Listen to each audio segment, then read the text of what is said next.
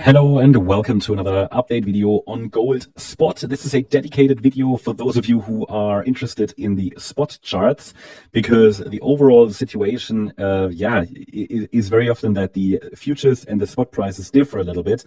Not always to the same degree, but there are slight differences. So some of you have asked if we could record a separate video just for spot.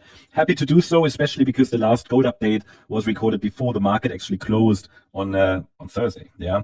So the overall idea is that the overall target to the downside was reached. That's more important than the wave structure. Okay, so we have an A wave down from the January high and a B wave up, and the C wave unfolded nicely. Perfect target reached, $4,240. That is the 100% extension, and that is an ideal target we defined in the beginning when the B wave topped here early March, a month ago, for the C wave down. In addition to the ideal targets, though, we also focus on structure. And from a structural point of view, I can tell you that this whole structure to the downside would actually look best with another low. But then my view is that really this last swing low that formed at $4,800 should hold, and we could get another low as long as this swing high holds, because I mean, if we go any higher, it doesn't fully rule out another low, but it will reduce the probability. For a wave 4, normally we don't want the market to break above the 50% retracement in a wave 4. A break above it happens, but it doesn't invalidate anything. Now the next key level then is the golden ratio, but I can tell you that even in more exotic forms of corrections, a break above the golden ratio level here, in this case 4,774, is not, well, it's a further indication it's actually not a wave 4 we're dealing with, to the upside. So last chance for the bears here to keep this white scenario intact. I will remove it should we get a decisive break above the last week's high. Then the whole correction could become much more complex. We talked about it many times. It's possible this B wave, which is a normal corrective wave in a correction, might still be unfolding. A correction can extend. We might instead be dealing with a larger A, B, C structure and an even larger B wave before we go lower. So this could turn into something much more complex. Okay, so that is what I'm tracking for gold here. And obviously, if we really get 5 waves up, that might be a C wave in the B wave. So C waves are 5-wave patterns, or it is the wave 1 over the next move up. But either way, we should then get a pullback. And the nature of the pullback and the way it reacts to support will tell us if we're already in the breakout. So either way, and you can see that even in the bullish case, we might spend a little bit more time in this range because we could push a bit higher, test those highs again, and then come back into the range before we really get a breakout. Okay, so that is what I'm tracking at the moment based on the data we can see right now.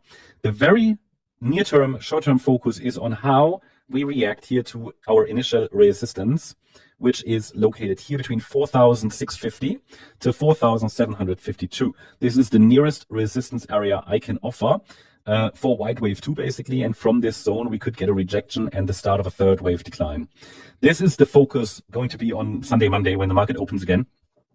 Can we hold this zone? I mean, I just said the last week's high is key, and it is because that is an invalidation point for the 1-2 setup to the downside. The 1-2 setup tells us that we might have a top with a 5-wave decline. The bounce looks corrected for now, and as long as we stay below the green line, the white count has a chance. But we already have this kind of area here, 4,752. If we break above it, we are going to enter this phase between, okay, it's already breaking above resistance, but we're below the invalidation point. So a bit of like no man's land area. If we see a rejection from there, we could move down lower accordingly. As long as we stay below it. If we push above it, then it's no man's land, and if we then push above the green line, well, invalidation, and the whole white pattern structure will get invalidated anyway, right? So the focus is on how we react to resistance. First indication that we topped would be a break below the last low at 4,550, and a follow through below the previous lows there around the 4,355 area would confirm further continuation of the decline.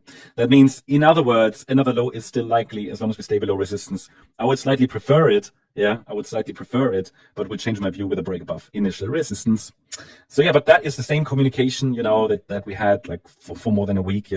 When we bottomed here in March, I told you, well, if we break above that key level there, which we defined with Fibonacci, with the Fibonacci tool, then it's more likely the orange count. That level didn't get broken on the spot chart, So that's how we focus, okay? The market will always tell us what we should focus on.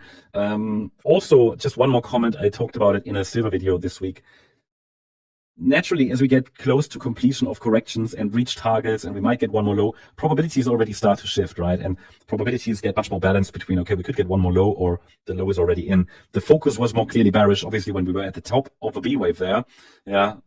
Then when we obviously reach targets, there's a reason why I communicate these, because this is often when, the sellers in this case are going to get weaker.